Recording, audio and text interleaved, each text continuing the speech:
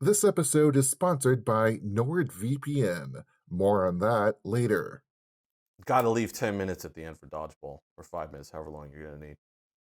I want a full explanation of how that league works, what a set or a match is like, your particular role, if you have one. Okay, I can go over all of it.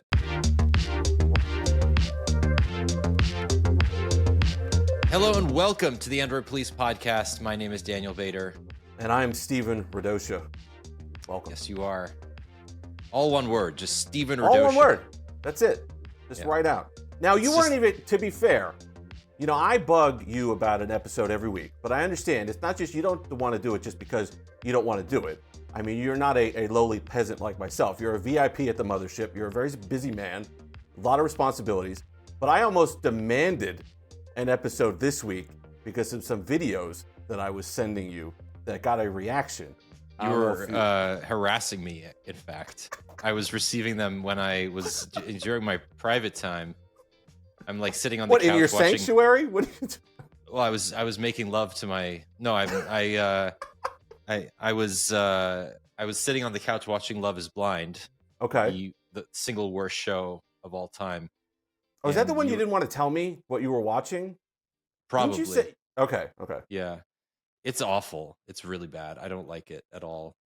And the only good part of this entire series is the live reunion show, which is a year later. So after all of the episodes have aired, they have a reunion, and then it's all in person. Every single contestant is like in the same room for the first time in a year, and some of them are together, some of them hate each other. That's actually very entertaining, I will say. But every other aspect of this show is just soul-sucking, mind-killing. It could have been made with AI, so that's my segue to talk about what you want to talk about today. So today's episode is sponsored by some company that ChatGPT just invented. Oh, that's the main topic today. There's a couple of other things that we're going to get to. Google had a really bad day a few days ago as we're recording this with Pixel 10 Pro Fold that exploded live on camera. Well, you've obviously heard about this by now if you're listening to the show. We'll talk about that. There's a couple new phones out that will be interesting. The Honor Magic 8 Pro, the Oppo Find X9 Pro. There's the Xiaomi 17 Pro Max, which is a thing that exists in the world. And I'm interested in hearing your thoughts, Stephen, on the dual display thing going on here. Interesting. Yeah. And then there's like a couple of other bits and bobs that we can get to. But I want to start with your piece that you wrote on Android Please. You can go read it now. It's called I Use the New Sora video app and We're All Doomed. So I clearly understand where you're coming from. After you've harassed me all week, I see the evidence here. Like, let's get into it. Yeah, so I had heard that the same moment they were releasing this app, but I didn't pay any attention to it. I was looking around. I didn't realize it was iOS only. So I eventually, I think it was a week or 10 days ago, I went on, I downloaded it, wanted to go on. You need an invite code. It was invite only. I didn't have one. So I just left it installed. I didn't think about it for about a week. I go back on there, I think it was the Thursday or Friday, whenever I bombarded you with these videos, and I had gotten access. I had gotten 7 invite codes, but I could go ahead and do stuff. So I immediately saw that real people were on there, and you could do this thing it's called a cameo, where you basically look into the selfie cam, you say 3 numbers that are displayed on the screen, and you turn your head in a couple directions, and it basically creates your likeness with a sort of your voice and your movements and a few other things. And then you could go to town. I put myself in a Bob Ross episode. Working on a portrait of a friend, checking a little BlackBerry while cuddling a black cat. I'm just laying in some of the darker shapes first. A touch of color here for the frame of his glasses, and we'll let that highlight. I was doing bowling in the 90s. I was doing showing my black cat how to use a BlackBerry. This is a BlackBerry. We're going to send a text. See this little square? That's the trackpad. Light touch, just like that. Let me help you out. Meow. Look at that. You just typed hello and sent it. First message done. You're a natural. You could, whatever you could think of, as long as the person's not a living artist that they're aware of, it's within content guidelines, and you could go to town. So I started sending them to you because AI still has its troubles with certain things. Like you could really tell something's AI if you ask it to do a computer, it doesn't get computer keyboard layouts right, and there's small things, and there's a bunch of different things.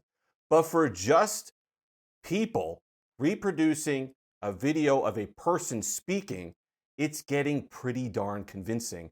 And that to me is scary. Mm-hmm. Case in point, all of the videos that you made. So I want you to go through a few of the ones that you thought were perhaps the most convincing and Right. describe why we're all doomed, because I get the doomer reaction to this.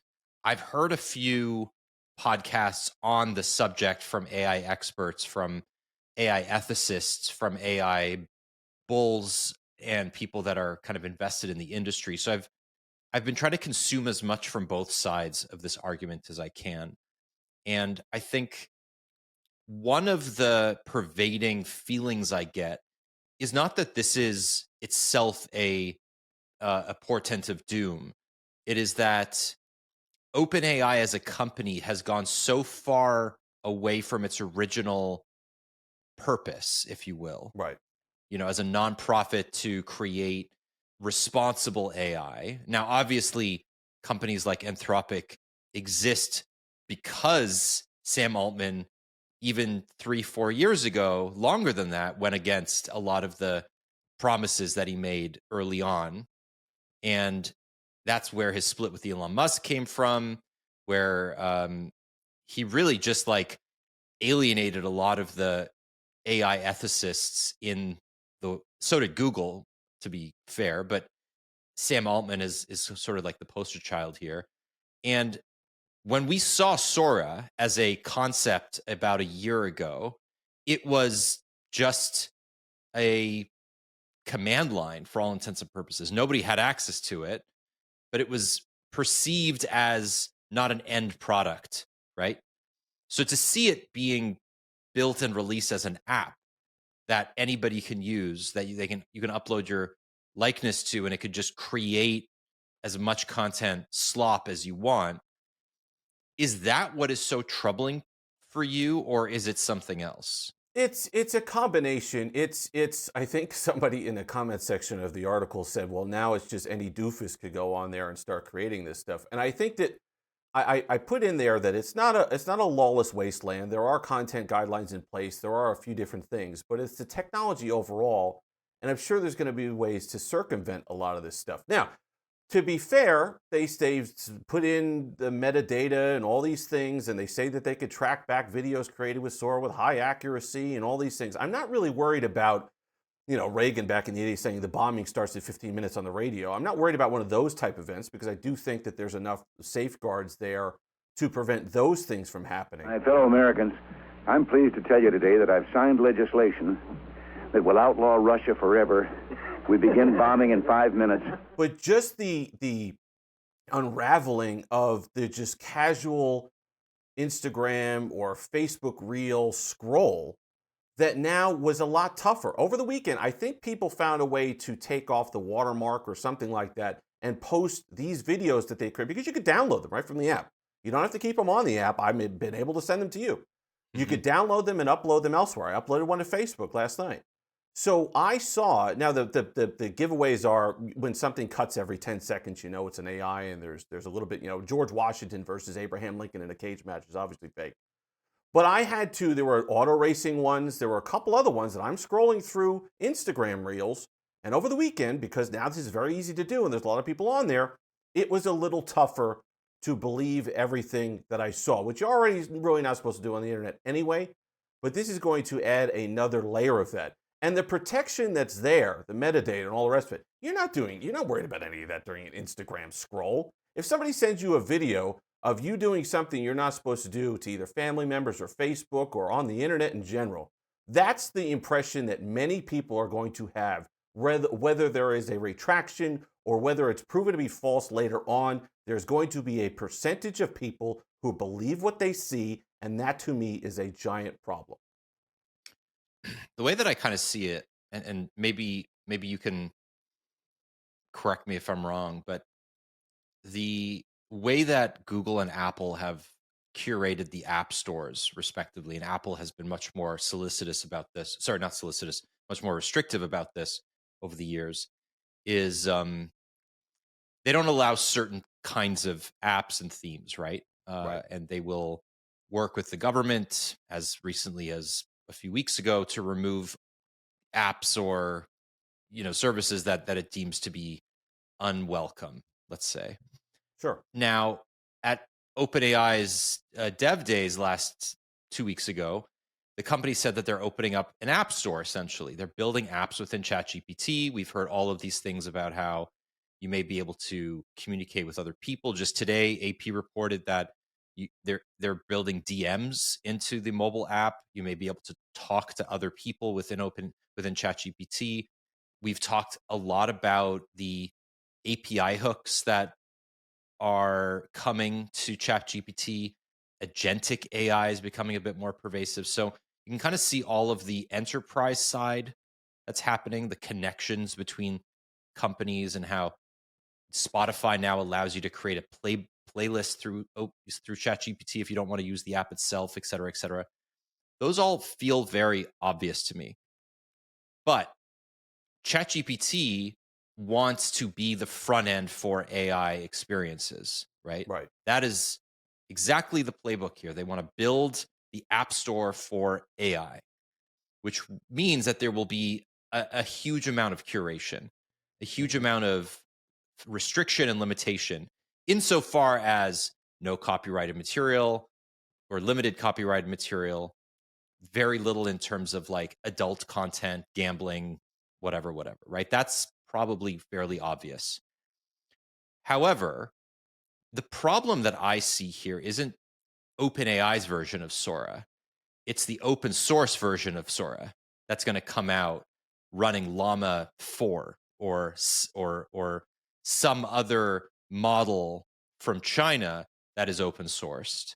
Exactly. And that's where we get into trouble, because when that particular Pandora's box is opened, I don't think we can close it again, right? OpenAI will insist that it is doing everything it can to protect its users, and it probably is true, right? Like the copyrighted stuff, I don't think they realized how pervasive it would be. I mean, they probably did, but Sure. they turned it off, or at least they turned the dial way down very quickly.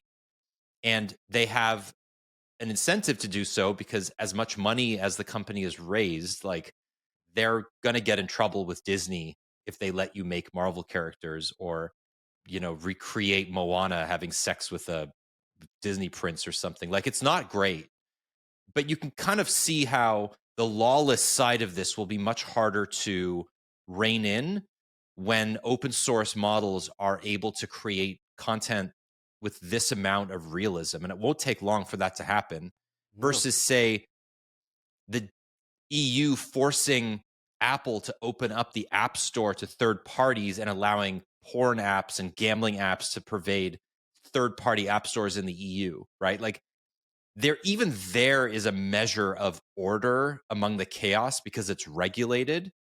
Sure. But I don't think the same can be said for open source models and the eventual proliferation of just like slop apps that will be available, especially on Android, because of the way that you can sideload through third-party app stores. And like, that to me is where shit gets real. Yeah. And that's where we're headed. And it's scary. And, I do have some faith in regulation. It just feels like...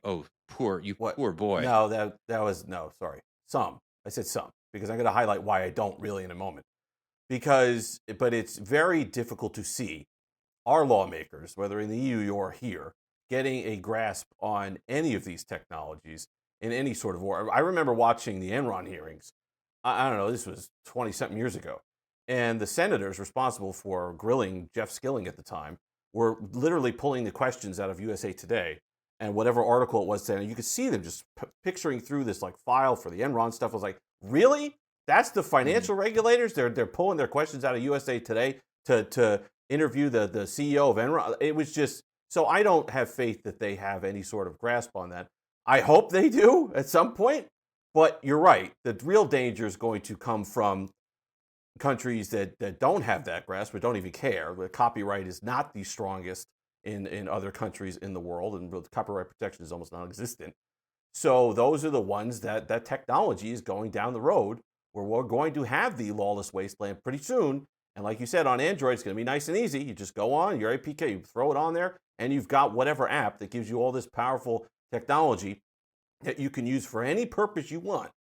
And that's to me where it starts to get a little scary. And we're there. This is the free one. Okay, this is the 10-second free one that I could put a prompt in, and within a minute, I have something pretty lifelike. What's coming next? I can't even imagine how improved it gets from here. And that's really scary. Like TikTok, and this is basically a TikTok clone for all intents and purposes. TikTok started very limited. You could only create 30-second videos. Right. And the editing tools were rudimentary. There was an intentionality to it as it built up its network, right? And as people discovered new ways to take advantage of the algorithm, like on YouTube, the length of the videos expanded. Now you can create a 30-minute TikTok, if I'm not mistaken. Yeah, it's up there. You can do basically whatever you want with the editing tools. Obviously, AI is a part of TikTok and Reels, and this is not going to be just centered on explicitly AI companies, right? Meta has baked AI into almost every single creation tool in Instagram and Facebook and WhatsApp. So it's not just limited to Sora here. Google obviously is continuing to release. I mean, Nano Banana. I never thought in a million years that the words Nano Banana would be something you would read about in like the New York Times. Nope. But here we are. Yep.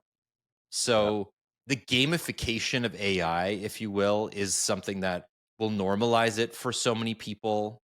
OpenAI tasted a little bit of that when it could apply Miyazaki filters to images earlier this year, right? Was it this year? I don't even know when it was. I think it was. Maybe I feel like it was like yesterday, but it wasn't. But it is scary. But that's what. But it's already difficult enough to trust what you see online, and now you're just going to have that eroded even more. And I just don't like that in the fabric of society. I don't like that for people. I don't like that for older people who might get tricked by this stuff. I don't like that for younger people who might be impressionable on this stuff. It was always difficult with video, and it was getting more challenging. But now I think it's going to get to the point where it's absolutely impossible. And you have to sit there and every single scroll that you have to take everything, just not believe anything you see. I just don't think that's healthy for humans in general. I just don't think it's healthy for people just talking to each other. That you really, unless you're sitting down with somebody who you know and having a conversation, that you can't trust anything that you see. That to me is what really gets to me. Yeah. I think it's interesting you say like impressionable young people, because I tend to agree with you in some respects, but like I've hung out with a lot of my friends like tweens and teens. Yes. And they're not impressionable. They know more about this stuff than I do. Yeah. What they do is they sow chaos. They sow chaos intentionally with these tools. Right. And like I had a conversation with my 7-year-old daughter the other day about the words 6-7. Yes. Have you heard of this? What's going on in schools with 6-7? Well, no. Well, hold on now. I thought the thing was, no, you're going to have to explain this, because I thought it was why is 6 afraid of 7? Or has it gotten a lot more because complicated? 7, 8, 9. No, Right. that's cute, but no, I wish it was that simple. It's basically just anarchy. I looked up what was going on because like I was dropping off my daughter at school the other day, and I just overheard a bunch of boys yelling 6-7, 6-7, 6. And it was just like, what is happening? And then later that day, I read a piece, I think it was in the Wall Street Journal, about how teachers are having this impossible time, particularly teachers of elementary school students, teaching math, because anytime an answer has the number 6 or 7 in it, all of the kids in the class, particularly the boys, are yelling out 6-7. And tracing the origin of this meme is basically impossible. You can find some elements of it from TikTok earlier in the year. You can sort of pick up where it came from, but like it means nothing. It's not some scarier. coded thing. It's just for lols, right? On December 1st, 2024, Skrilla released the song Doot Doot with a music video on YouTube. At one point in the song, Skrilla says 6-7 in reference to 67th Street in Chicago. The same day, TikToker Matvi Grindblatt posted a video of someone giving commentary on NBA player LaMelo Ball's game, discussing his height in reference to how he plays. Once the commentator says his actual height, which happens to be 6'7", the Skrilla song begins playing alongside a compilation of footage of the basketball player. I feel like the brain rot that will set in through the proliferation of AI tools is far worse than the sort of like misinformation issue that the average grandparent is going to fall for. Like, yes, my mom might fall for a video that somebody else created, but I do think it's that there are so many tools at the disposal of the average 14-year-old with an iPhone to just create garbage content now that I hope it doesn't like impact their brains to the point where there's no coming back from this. Yeah, and that's the scary. And we did it to them. You know, we did it to them. We didn't create the framework to protect kids against this stuff. And I don't know. And I think I put at the end of the piece, like the biggest tool we have to defend ourselves going forward is going to be common sense, which to me, I don't think it's been exactly a strong suit of us as a society the last X amount of years. So I just like you said, that's horrifying that those kids are just chaos. It's just chaos. There's no structure. There's no anything. And that's definitely not going to be healthy for them growing up. And it gets scarier. It just gets scarier as it goes on. I don't know I don't know. Look, you're a parent. I'm a parent. Like, I have hope. I'm not saying that the kids are doomed. Like, I, at my core, believe the kids will be all right. Like, the idiom is real, and I do believe that. My kids will be all right. Your kids will be all right. I just think I hate the word society, but it's kind of true. Like, as a society, we are in danger of letting this get out of hand. But I think there are a lot of parents who understand their own responsibility and will intervene. And like that part, I'm not too worried about. But it's like what happens in the dark that I kind of am concerned with. Like, yeah, and you're absolutely right about that, because I think I put this too. Like, every generation has its challenge of how to integrate a new technology. Like, I'm sure 5 years ago there were two 40-year-olds sitting around saying the internet's going to doom us all, and the same with social media and all the rest of it. And somehow we found a way to make these things work. But you're right. You have to find that solution. You have to strike that balance. You have to do these things. It's not always a given that it's going to happen. I hope to have faith that, right, you said, like, parents and whoever else is slick enough to come up with this stuff, and the kids will figure out their way as well as they get older. But it is kind of scary. Well, that answer hangs in the balance of what exactly we're going to do to come up with and combat some of these things that are going around. I do have a question for you, though. Yes. Do you think that AI is here to stay in the way that the companies really want it to stay? Like, do you believe that we will be using tools like Sora, but like much more advanced versions of them, or chatting with Gemini and ChatGPT in the way that we are, in the volume we are, in 5-10 years? Or do you think that it will become like sort of an endemic flu? Like we kind of just like, it's there, but it doesn't pervade the culture the way that it does right now. I think it's here to stay only because of the value that it presents to business. I was talking to somebody last night when I was showing the videos of whatever.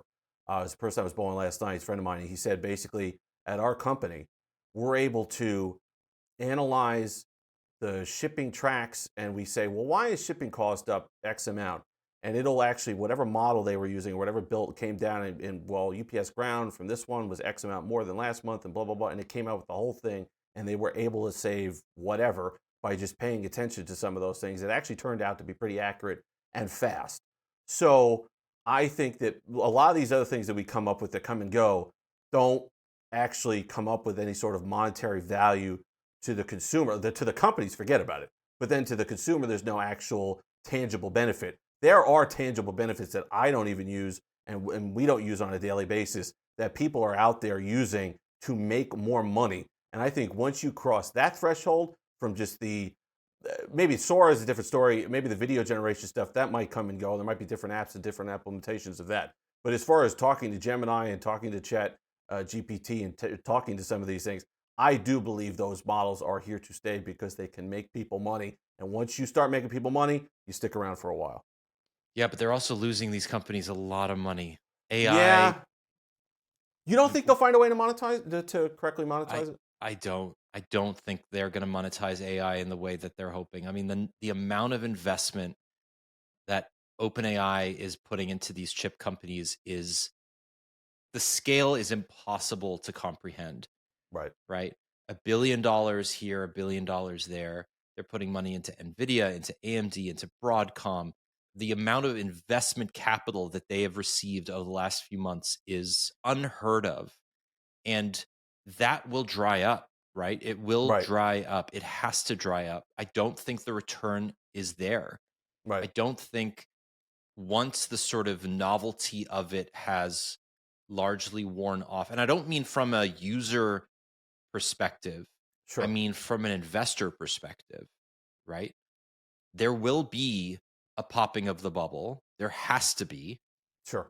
The valuations of these public companies will. AMD is going crazy right now. Yeah, every company is going crazy. TSMC just updated its outlook for Q3, record revenue, right? Like everything is hockey stick growth right now, but the correction will happen. It has to happen. Sure. And when that does happen, I just think like what happened at the end of 0% interest rates, there will be a meaningful reevaluation of AI as a part of our culture. And I think the pushback will be significant. I think the real test will be when Apple ships Siri 2.0 next year. Right? When it updates hundreds of millions of iPhones to have the AI tools that were promised all the way back in mid-2024. And if that ends up not living up to potential, which it won't, then I think the bubble will pop. Interesting. I like that. See, I think the only flip side I see to that is there was a time, maybe it was 20 years ago, 15, 20 years ago, where all these companies were paying a lot for NBA media rights. And it was something along the lines of just being able to reclip and repackage. I think Apple did something with it. And it was just, well, how are they spending all this money just to package NBA whatever? And then the valuations of the teams exploded because they could sell these rights. So I feel like the scare, this is the tinfoil hat part, and this is where it gets a little scary, is that I think that the thing that's going to save it or get some sort of return, even if it's not necessarily a monetary return, is the control of information, user information, all these things that might come out of using these tools and where that information goes. And if the people who are investing are, I think that that's, to me, going to be the eventual return. It's not necessarily, might be monetary as well, but I think the information is going to be worth money to these people who are investing. That just, to me, is the scary bit that I think is on the other side of this. Well, we haven't actually talked about this idea that at some point reining in the models will be impossible, right? Yes, they control themselves. Yeah, that is interesting, right? Like the telemetry involved in trying to tell a story with all of this data, right? Like data brokers are massive businesses for a reason, but how are we going? Like, look, this is not my specialty. I could just be talking out of my ass here, but I do believe that like the data generated by people using AI will not be that useful because it's not predictable. It's not as reproducible. It's not linear. It's not something that you can take for granted will be the same every time. And sure, like that data in and of itself will be valuable, but packaging it up and selling it as metadata, I don't know how valuable that will be, right? Yeah. The amount of slop that will have been created, I think will just overwrite the useful stuff to some extent. It is interesting to think about. Yeah, I don't know. I mean, who knows? We'll probably have to talk about this a number of times before things get really bad. But I'm just mad at you that you haven't invited me to Sora yet, because I still don't have. You don't need it. You just download it. You're good. You don't need the invite anymore. You were Canadian, saying though. I have a problem, so I didn't feel like that was an invite to send you a code. Well, I meant you have a problem because all of your videos have cats in them. The Bob Ross one was pretty good. I'll send Jules. I some love of the these Bob ones. Ross one. I'm surprised they let you recreate Bob Ross. Well, because he's passed. So that's the line, because people are doing Kobe and whatever else. So if he's passed, if it's a living, see, I did one. I'm showing the people are doing presidents. So I was showing Reagan how to use a BlackBerry, and it was like another one where Nixon. I was telling him use Gemini to plan a better break-in. There was just like ridiculous things. But if they're to me is living. I think what they put in the rules is living artists is a problem. It comes back as a content violation. But if someone's passed on, like there's a lot of JFK on there. If someone is passed, you can use the like this, which I don't know how that still gets around the states and stuff. So I don't know. This is a non sequitur, but I think it's related in some form. Uh-oh. So I receive a newsletter from Paul Krugman. He's like an economist and a well-known pundit. He writes a newsletter through Substack. He's getting a colonoscopy today, so he didn't write a newsletter, but he put a link to a YouTube embed for Weird Al's Like a Surgeon in it. And the thumbnail is 4K and color graded. So I thought that it was probably like the official remastered music video.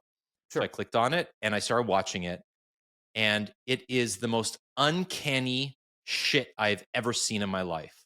So what's clear is that, as we've heard, YouTube is like upscaling a lot of older videos. Yes. And upscaling them to 4K and then using AI to sort of like smooth everything out. And I've seen a lot of these videos, right? But this is the most egregious example of something that has been taken from I think it was the late 80s, early 90s. And the source is on Weird Al's YouTube page. So you could go and compare it and watch the 480p version of this video. And Jules will put it in the show notes to see I want you all to just stop what you're doing, put us on pause, go put these two videos side by side and play them at the same time. Wow. It is the craziest shit you have ever seen. Like, I was like, why is this text all garbled? And what I realized is that the original is so low quality that unless it's like big block letters on a newspaper, the text is incomprehensible. So what the AI upscaling has done is try to make comprehensible what is incomprehensible. And it just looks like gibberish. But the way that these characters move is so distracting. It feels like an AI generated music video, even though it's not. So is that like when they smooth out a movie? Like it's disconcerting? No. It's far worse than that. Okay. Far worse than motion smoothing. Like, this is motion smoothing on steroids. It's awful. And I think the fact that YouTube has done this without really allowing you to disable it, like it's done it at the source, is it's malpractice. Like, rights owners should sue YouTube for ruining their content. Like, I cannot believe that they're doing this. But anyway, that's just an aside, because I don't know, man. Like, that should not be happening, in my opinion. No, a lot going on. A lot going on with that stuff. Let's talk about the other hot topic of the. Hey, I see what you did there. I get you. We're talking, of course, about the Google Pixel 10 Pro Fold JerryRigEverything teardown video.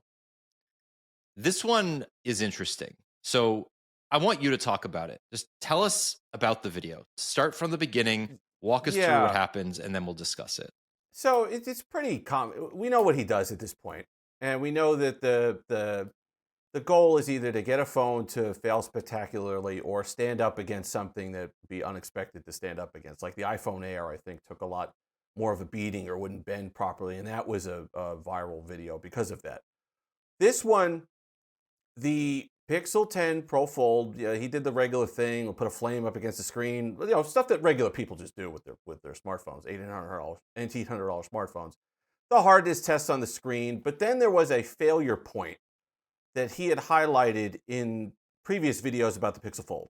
So the first one failed at this same point, the 9 Pro Fold failed at the same point, and he did it again to the 10 Pro Fold. It's failing basically along the frame at the antenna line, the antenna break line. I call it the Steve Jobs line at this point, where they basically kind of have that little break in the frame, and he was able to get it to fail at that point. Now, folded the wrong way, open, incredible pressure with just the area of his thumbs on this one point that he knows is going to break on.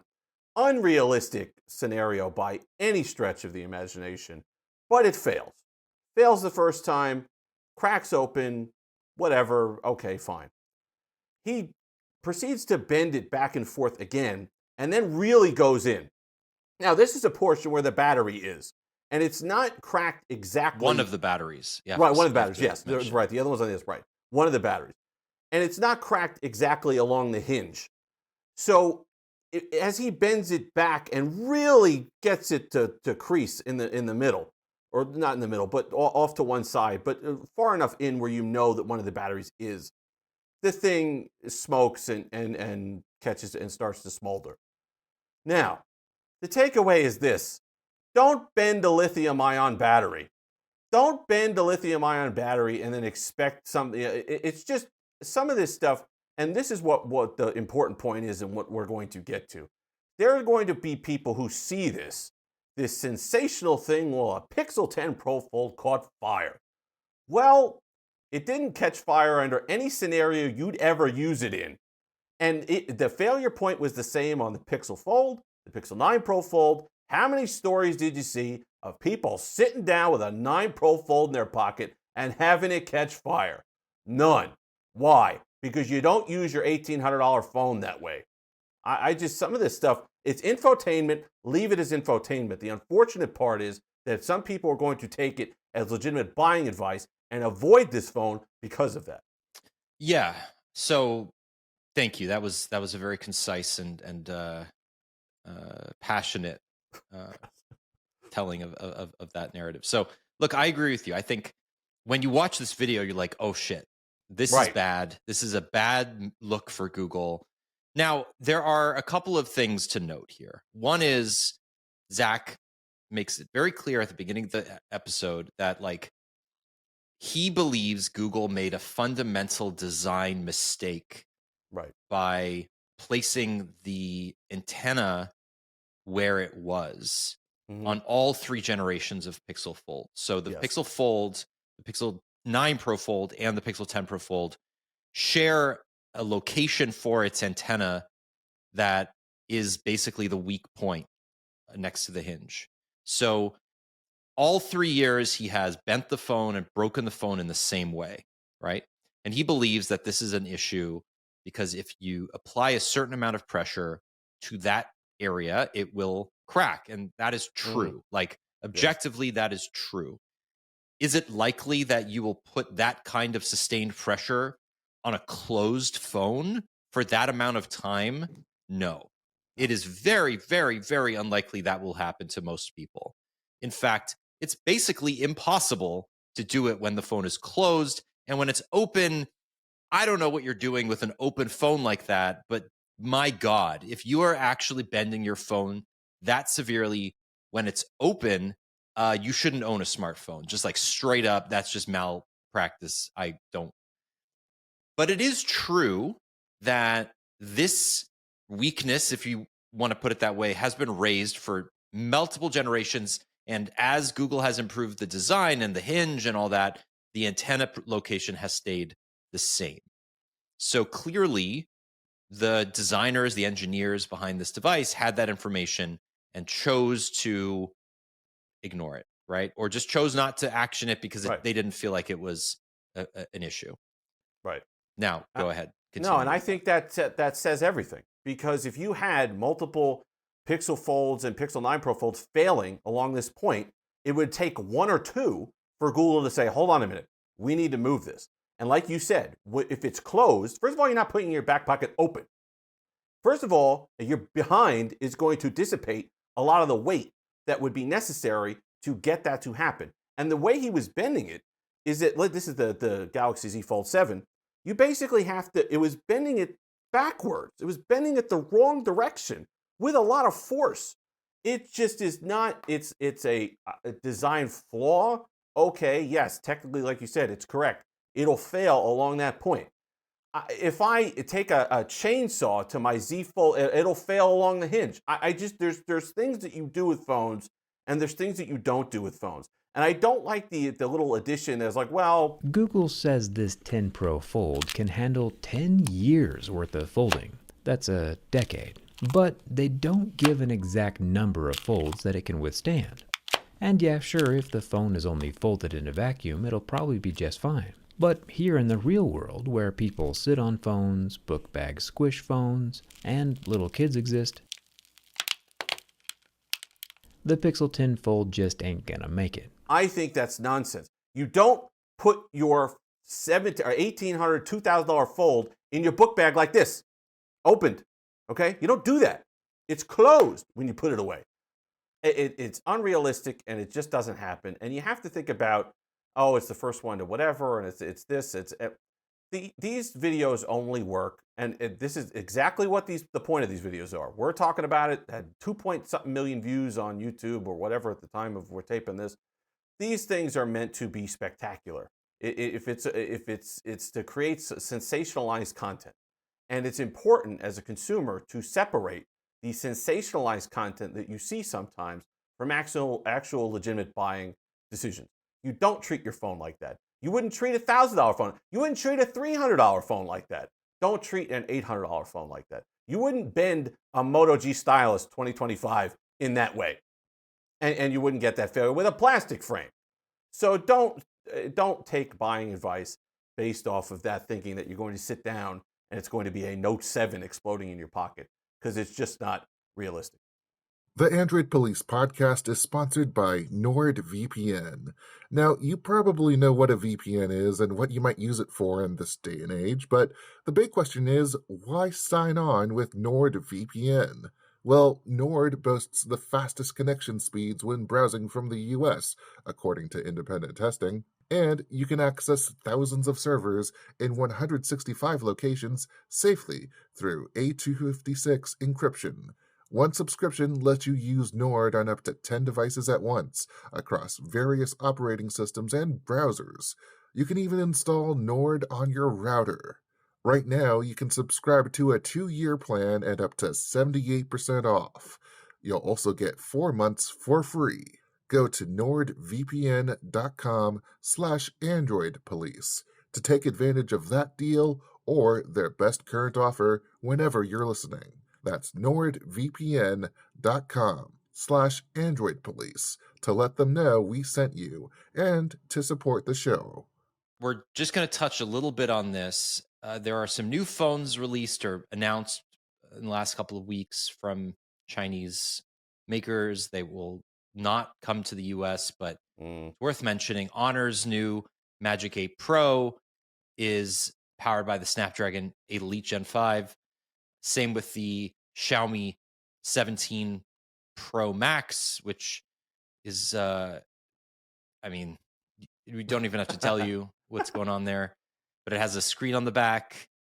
There's the Oppo Find X9 Pro, which will look very similar to the OnePlus 15, which is going to be announced soon. So we've got this new generation of phones coming out. Some of them are Qualcomm powered, some of them are MediaTek powered. A lot of them are leaning on camera specs above all else, along with some AI. What's your impression of this new generation? Like, what's hitting for you? What's something that you want out of your devices for 2026? I've used a secondary screen on a few devices. The Unihertz Titan 2, that keyboard phone that I review, has a sub-screen, they call it, on the back. And as much as I want to get into it, as much as I'm like, oh, well, I'll just have my phone face down and I can see the notifications and all this stuff on there. I mean, the one on the Xiaomi product is bigger. Mm-hmm. It's interesting. I'll use it. I'll think it's cool. But I don't know where the functionality comes in. I don't know what they showed off as kind of the uses for it. I don't know if there's some stuff like with photos. I'm sure there's a countdown and there's some other stuff, and I'm sure you could theme it with whatever your case. I don't know what it is, but I don't know if I necessarily love the screens on the back. They take up extra battery. There's just I don't know if I love the screens on the back as a theme overall for these devices. Yeah, I mean, it feels like a smartwatch on the back of your phone, more or less. Right, but I'm like, how often? I don't put my phone face down for reasons I don't want it scratched. I don't use screen protectors. I just don't want my phone face down. I have my phone faced up 99% of the time, and I just don't find myself using or interacting with the back of the display. So I don't know I don't know what the killer feature is there that's going to get me motivated to buy the 17 Pro Max, other than the fact that it's just something they put there. But I've had it on devices before, and at the first few minutes, I'm like, oh, I'm going to theme the back of this thing. It's cool. I could set it up with Spotify. I could set it up with countdown timer. And within a week, I'm not using it. So I'd be interested to see what the actual use case is for the second. Now, it's a nice one. This looks like, it's the best looking secondary display I've ever seen. It's a 2.9 inch, 3,500 nits, super bright, 120 hertz. Great. Sounds phenomenal. But unlike the cover display on the foldables that I use a lot, because I think it's the killer feature of clamshell foldables, I just don't put my phone face down. If you're somebody who does a lot, you put your phone face down on the table all the time, you got a case on it, might be good for you. You see notifications, you can see stuff, you can kind of do quick little scrolls, you could change your Spotify, change your song, media controls, whatever. So that might have some benefit to you. To me, I don't really keep my phone face down. So I think that's really the differentiating factor there. I don't know if it's a generational thing or what. I do see a lot of people with their phones face down, and I know Shady a bunch of activities. people that use like the accessibility feature of their iPhone to The flashing, yeah. Yeah, the flash notifies them when when they Mhm. receive a particular, like a text or an email. I don't know. I mean, it seems gimmicky at best and a battery leech at worst. Obviously, you can Yes. turn it off, but it adds cost, it adds complexity. It does feel a bit unnecessary, especially given the number of people with a smartwatch. But it is basically like putting the equivalent of a front fold display on the back of your phone, right? Yeah. Which I suppose is useful, and they're probably just reusing parts, so it probably makes it, the economies of scale a bit better. What is their flip one? The meme? What is the The mix, the mix, right. mix flip, I think. Right. But There you go. it's I don't think You're right, Xiaomi's known for generational. their I don't think Xiaomi's known for their foldables at this point. No. But you're right, generational. That's a good idea. The Vivo X300 Pro just got announced. Jules, our incredible producer, he was in China this past week getting a hands-on with it. This is again like not coming to the US. It may not even get an international release, or it's going to get limited to the EU and parts of Asia. But this is the time of year where all the Chinese OEMs come out with their 2026 flagships. And yeah, I mean, the Snapdragon 8 Elite Gen 5 seems like a pretty drastic year-over-year upgrade. The Dimensity 9500 seems like it's not, which based on a couple of benchmarks I've seen, but we don't know exactly what it's going to look like. It's kind of hard to say like what the trends are going to be in 2026, given the fact that Samsung reportedly canceled the Galaxy S26 Edge because sales for the S25 Edge were so low. The preemptive usurpation of the iPhone Air's hype just didn't work. Yeah. And I don't know if that's because Samsung didn't do it right, or if the interest in those things is more just limited to like Apple's cultural impact. I thought that was always the plan, though. I'll be convinced when the S26 Plus is announced and it's the same as the old S25 Plus. Because I always thought that the plan was to have the S25 Edge as like a proof of concept one-off for a year and then replace the Plus in the lineup with the thin phone. They might not call it the Edge, so it might be technically true that the Edge is discontinued. But I find it hard to believe that Samsung's not going to do something to differentiate the Ultra with the Plus that's more than just an ultra-wide camera and an S Pen. So that was a great way. I thought that made sense. You slot the Edge in there as the thin phone, the sleek phone, the sexy phone, kind of the iPhone, whatever, the status symbol one, and then have the Ultra for people who want more that has the extra lens, that has all the extra stuff in it, and then you'd have a justification for that $300 gap. So I don't know, until I'm convinced, I didn't see, I saw some stories suggesting that the Pro or the Plus was going to remain as is. Until I see that the Plus comes in at 7 millimeters or whatever, I'm not entirely convinced that that's not still the plan. So I'm interested in to see that. Yeah. I'm using an iPhone Air right now, and I'm very impressed with it. But it's not just about being thin. Like, it's How's the just battery?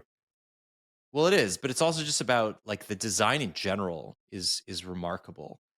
And I liked the Edge. I thought it was a decent product, but I don't think it stood out over the already thin S25s in any real way. It was only 7.3 millimeters, right? The Edge was whatever, and then the regular ones are thin. 7.2, 7.3, I forget what it is, but it's thin. Yeah, I mean, they're fine. Like, they're not, I don't use my S25 Ultra and go, oh, this is a thick boy. Like, it's fine. 8.9 millimeters, that's where I draw the line. 8 millimeters, forget it. Under 8 millimeters. Exactly. I just think Samsung's in a rut at the moment and just needs to do something else, right? Going thin is not what's going to make the difference here. No, and that's a whole nother, that's its own episode. What Samsung could do to redeem itself, because I've been complaining for years. They're going to run back. It seems like they're going to run back the same design again for the S26 lineup, and I just find that absolutely mind-boggling for a company that used to come out with the Note Edge and this, that, and all these wonderful, innovative devices, hardware. They just got nothing for 5 years now. It seems it's unbelievable to me. Unbelievable. I still miss the S21. You like that one Ultra design, yeah. With the kind of raised little whatever that was my nice. That was like peak design for me for them.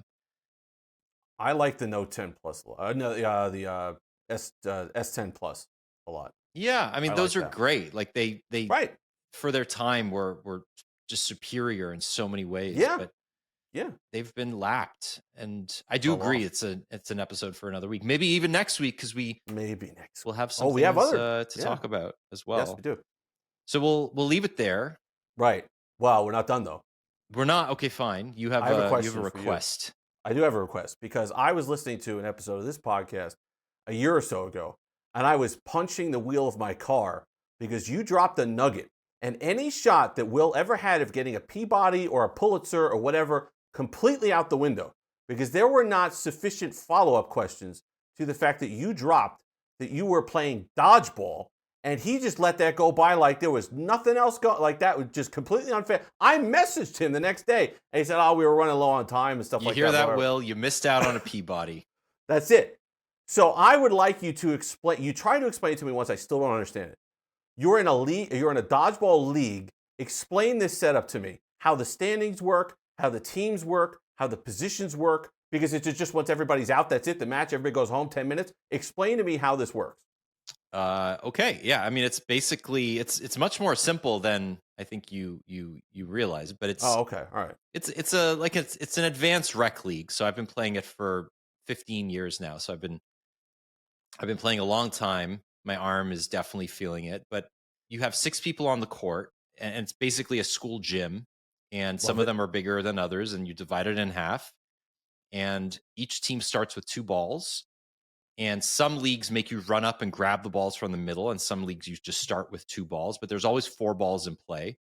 There are 2 main kinds of dodgeball leagues. One is called big ball. One is called small ball. So the big ball is the size of a volleyball. It's a little bit larger than a volleyball. And the small balls are like, I don't know, slightly larger than a softball. The difference is obviously the weight of the ball, how fast you can throw it, how difficult it is to catch. But presumably if you've ever been to school, you've played dodgeball before, and the rules apply similarly here. If you hit somebody on the body, not the head, they are out. If you get hit, you have to leave the court. There's no jail the way that we used to play it in school, where you stand at the back, and if somebody catches a ball, you go back in. You stand on the sideline to protect yourself because these balls are very fast. Sure. If you get caught, you're out, and somebody from their team comes back in. And then a game is earned when all 6 players have been defeated, and you play for a set amount of time. So for us, it's 90 minutes, and the team with the most games at the end of 90 minutes wins. That's what I want to know. Okay, so now how many teams is it just 12 people show up and you do this, or how many teams in this So there's league? I think 8 teams in the league. So we rotate, and then there's 3 or 4 months of regular season play, and then there's several weeks of playoffs. And I love it. Like, it's intense. I will admit that I've been injured many times. I've broken several fingers playing dodgeball. Well, that's why you talked about it. You said you had broken. It was at that time you had broken a finger or something like that, or you jammed up a finger pretty bad, or because you get your fingers trapped, whether you're trying to catch a ball and it hits a finger, particularly the 2 on the edge, right? The ring and the pinky, they will snap back, and obviously the tendons don't love that. And when you're throwing a ball at like 80 miles an hour, it's pretty difficult to avoid that unless you have a good position. Sure.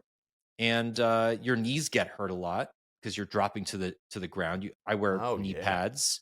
Forget it. But even then, like, your knees will get busted, and your arm gets busted. I mean, I used to throw a fastball until my arm gave out, and now I can't throw a fastball anymore, so I throw a curveball. There's a curveball, but there's no laces. How do you throw in a curveball? You just snap your wrist. It's very similar to a curveball in baseball. Right. You don't get as much spin. Right. You don't get but the ball is lighter, so you manipulate it in such a way where, I mean, some folks throw a knuckleball that is just impossible to catch because it's such a light. It's big, but it's light. Right. And it just there's no wind to speak of, but like, it just goes everywhere. It's very, very hard to predict where this ball will go. Interesting. It's fun. That's fascinating. I mean, 90 minutes is a slog. 90 minutes fun. I thought it was like you paid best of 3 or something like that. I didn't know 90 minutes. So now if you win, let's So let's say you win 6-1. In the standings, will it say 6-1, or will it just say 1-0 because you beat that particular team? 1-0, and it's never 6-1. It's like in 90 minutes you're playing 30, 35 games. Oh my! Whoa, that's intense. I'll give you credit. We won 19-11 the other day, so that's a typical. You had teased that you had a good week. So what does a good week consist of? What was like a lot of eliminations? You were just mowing through people. What was it? What was the good week? I was locked in. There was a game where I caught 4 people and I threw 2 of them out. So I got every single player on their side out. Nice. Myself. That's very rare. Okay. Some weeks you're locked in and some you're not, but I just had a really good game. Yeah, I love playing, and a lot of it is strategy, right? Because like, if you can get all 4 balls on your side, you have 4 people lined up, you throw the ball at the same time, you pick a target, you communicate, there's signals like in baseball. Ooh. The good teams are not the ones with the best arms. It's the ones with the best rapport, the ability to play defense. Because if you get caught, right? Like if it's 1 person on their side and 4 people on your side, and they catch 1 of your balls, that's then 3 on your side and 2 on their side. And the tides can quickly turn. Sure. So a couple of catches and they're right back in it. Interesting. Yeah, that's I didn't know that was so much into it. That's fascinating to me. That's fascinating. I've been racking my brain for a year trying to figure out how standings work and how the team would work. 90 minutes though. I had no idea. I'm guessing not a huge break. I'm never as hungry as after a game of dodgeball. I come home and I have like a second dinner. And this is once a week? Yeah, I do sometimes play twice a week, but what? Look at this guy. It's usually once a week. Yeah. Wow.